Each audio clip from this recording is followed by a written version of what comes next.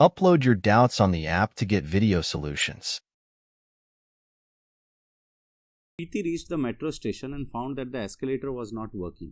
प्रीति एक दिन metro station पहुंची और उसने देखा कि एस्केलेटर काम नहीं करता. अगर आपने सुना ही नहीं कभी ये वर्ड एस्केलेटर क्या होता है, वो सीढ़ियाँ नहीं होती जो ऊपर चलती है, चलने वाली सीढ़ियाँ होती हैं, चलने वाली होती है ना, मोटर फिट होती है, सीढ़ियाँ ऊपर चल रही हैं, उसको एस्केलेटर बोलते हैं. अगर आपने कभी नहीं सुना है, ठीक है. Was not working. She walked up the stationary escalator in time T1. Stationary मतलब उसके एस्केलेटर काम, सीढ़ियाँ अपने आप ऊपर नहीं जा रही थी, तो उसने क्या किया, सीढ़ियाँ ली. और जब वो सीढ़ियाँ ली तो भाई सीढ़ियाँ जब चल नहीं रही है तो उसको चलना पड़ा, ठीक है. तो उसको टाइम कितना लगा, T1. On the other days, if she remains stationary on the moving escalator, then the escalator takes her up in time T2.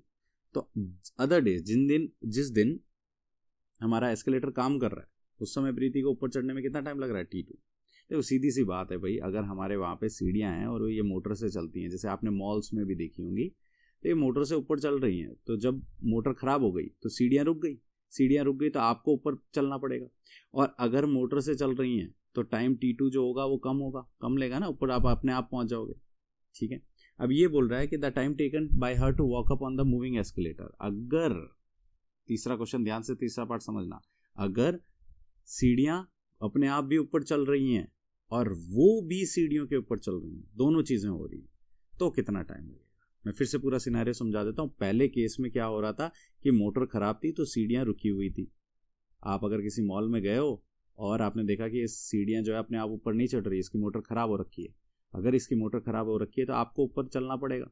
तो आप जब चल रहे हो तब तो सिर्फ आप अकेले ही चल रहे हो, ऊपर कोई नहीं चल रहा, ठीक है. दूसरे केस में क्या है, दूसरे केस में मोटर जो है आपका वो सही से काम कर रहा है, तो अब आप रुके हुए हो और मोटर ऊपर लेके जा रही है आपको. और ये जो क्वेश्चन में पूछा है तीसरा वाला केस, इसमें आप चल रहे हो और मोटर भी चल रही है, मतलब आप भी ऊपर वॉक कर रहे हो, ठीक है. तो आप और जल्दी पहुंचोगे, ठीक है. क्वेश्चन में क्या पूछा है, टाइम लगेगा कितना.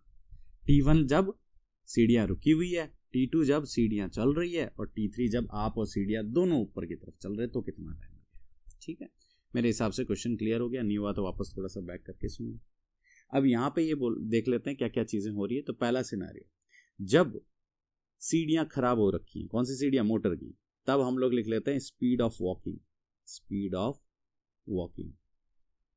चलने की स्पीड कितनी हो जाएगी, डिस्टेंस अपॉन टाइम. सही बात है. H क्या है सर, H मैंने मान लिया कि भाई वो सीढ़ियों की हाइट कितनी है, H है.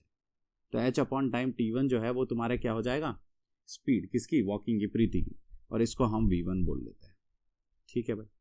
दूसरी बात कर लेते हैं, एस्केलेटर की स्पीड कितनी नहीं है भाई, एस्केलेटर की स्पीड भी देख लेते हैं. स्पीड ऑफ एस्केलेटर, भाई एस्केलेटर मतलब वो सीढ़ियां जब अपने आप ऊपर चल रही थी और आप नहीं चल रहे थे इसके ऊपर, या प्रीति नहीं चल रही थी उसके ऊपर, तो सीढ़ियां खुद ही ऊपर जा रही थी. जब खुद ही ऊपर जा रही तो जो ताकत लगा रहा, पूरा एस्केलेटर ही लगा रहा ऊपर जाने में, तो उसकी स्पीड कितनी होगी कि भाई अब भी हाइट तो H ही रहेगी लेकिन टाइम अब T2 होगा, और इसको हम स्पीड क्या बोल देते हैं, V2.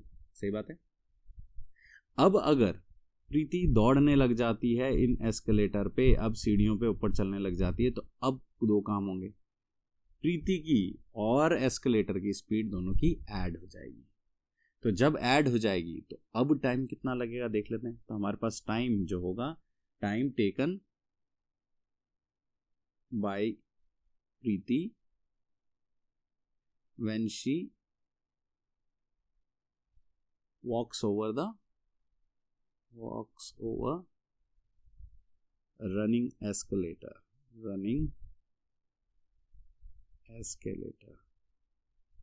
ठीक है.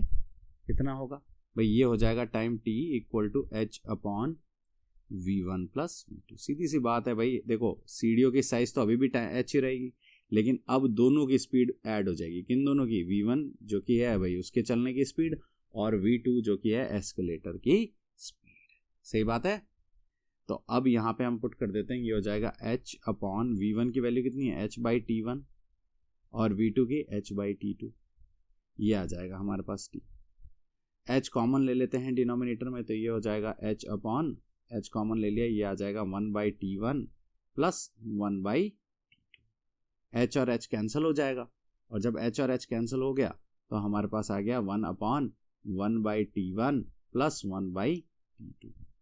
अब हम क्रॉस मल्टीप्लाई करेंगे तो ये कितना हो जाएगा, T2 plus T1 whole divided by T1 T2, और इधर से हम लोग इसको लिख लेंगे T1 T2 by T1 plus, ये आ जाएगा हमारे पास टोटल 9।